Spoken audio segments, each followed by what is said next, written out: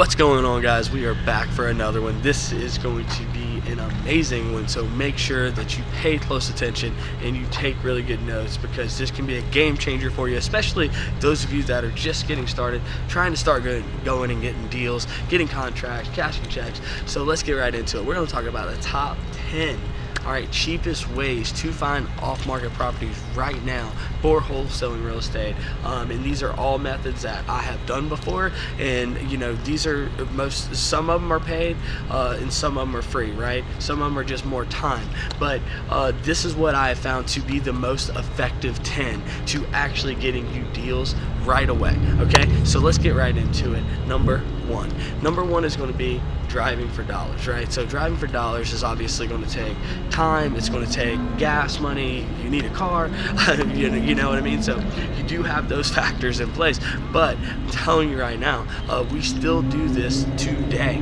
okay, and still make money off of it. So driving for dollars is definitely a great way to get deals, and very inexpensive versus sending out a ton of mail, stuff like that, right? So driving for dollars. Number two is going to be networking. All right, so networking meaning just going out there and telling people what it is that you do. Okay, so many people are, either they don't talk about it, or they're ashamed, or they don't have like a good quick elevator pitch that they can just present to somebody quickly. So what I suggest is put together like this quick elevator pitch, okay, of what you do. All right, just a 1 or 2 liner, but explains it very, very well, and think about who the person is that you're talking to. All right, so who your prospects are going to be, and make that pitch resonate with them. What's in it for them? What's the benefit for them for referring you deals or selling you deals, whatever. So networking is a huge one, guys, and again, we still do this today. Everywhere I go, I tell everyone what I do, and you'll be surprised at how many deals can start coming your way over time, being in this business, from just openly telling people what it is that you do. Let's get into number 3, and that is going to be bandit signs, right? And I'm not telling you to go out there and do bandit signs, because they definitely are illegal in certain areas, so you don't want to be doing anything like that. I'm not going to tell you that. Check your local laws and make sure that you're compliant, but definitely bandit signs. Over the years, we've done a lot of deals this way, especially early on. We don't really do them as much anymore, but we have done a ton of them in the past, and they have worked very, very well, especially in some of your lower middle income areas and stuff like that. They seem to work and resonate more with that demographic, so which is common for areas for wholesaling houses. So I always recommend, if you're going to do it, at least put out 100 at a time. Don't go out there and expect that you're going to put out a couple and get great results, because that is not going to happen. You're going to have to put out volume, just like any other marketing channel, in order to really get that ROI. Okay, so definitely bandit signs is another good one. All right, so let's get into number 4 is going to be door knocking. That's right, the dreaded door knocking no one wants to do, right?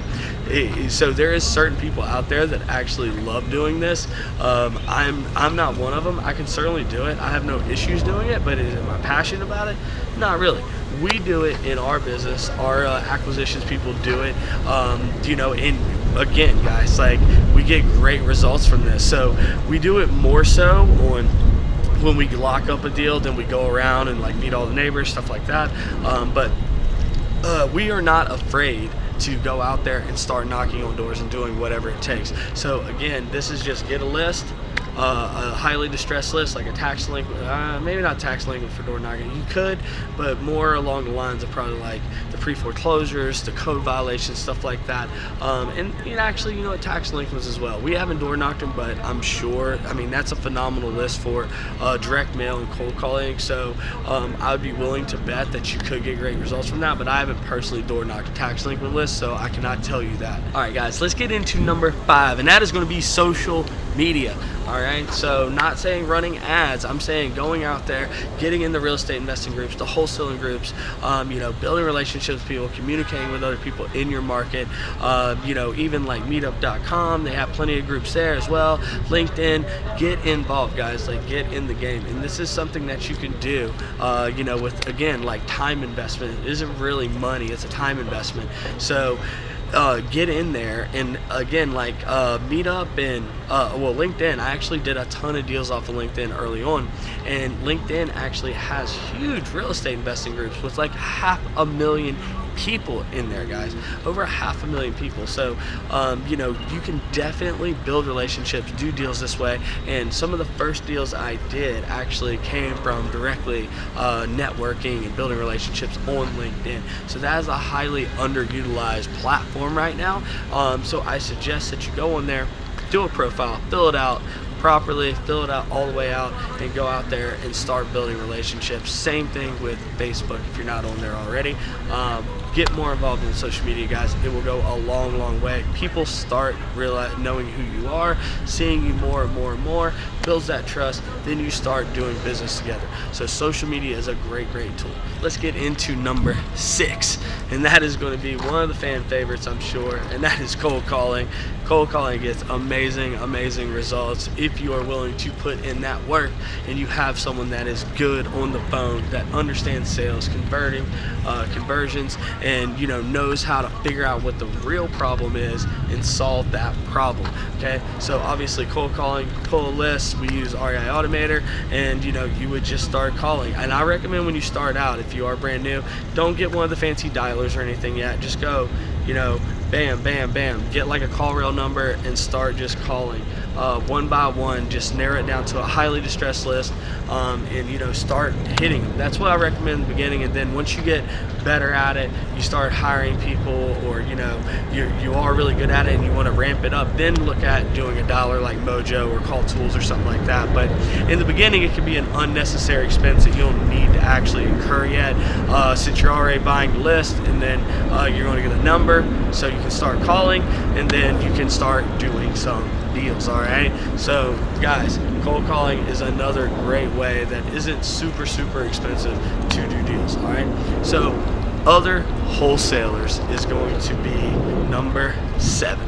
Okay, so other wholesalers, right? Like, a lot of you don't even think about that, but the truth is, right, like, you have other people out there, you're all doing deals. And why wouldn't it make sense that in the beginning, when you're starting out, maybe you're great at finding buyers, maybe they're great at finding sellers, right? So all you're doing is actually helping them put those pieces together.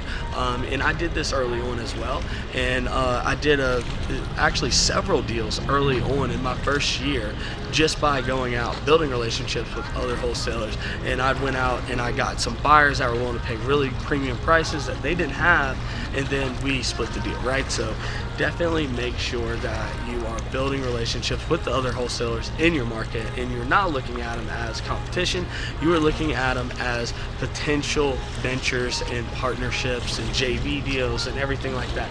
You are working together. Make more money together, guys. Let's get into number 8. All right, so that's going to be realtors, right? Going out there, building relationships with realtors. Realtors are a great source of deals if you understand, how to talk to them, how to actually wholesale the right way. And you're looking for the investor-friendly realtors, right? Like your typical average realtor that sells luxury homes, like stuff like you're not looking for that realtor. You're looking for your realtors in every market that are selling like the foreclosures, that are selling the investment properties, stuff like that, that are familiar with this. And then what you would want to do is, start reaching out to those realtors and telling them, hey, you got any pending properties? I want to make backup offers on them. I'm ready to buy right now. And again, when you start doing this, it is critical that you actually follow through with everything that you say you're going to do. Make sure that you always offer them both sides of the commission, or you can use that as a negotiation tool if you need to make the deal work. But guys, like, make it very, very enticing for them, right? So give them incentive to do more business with you and start bringing you deals, and follow through with exactly what you say, and you can build some great realtor relationships.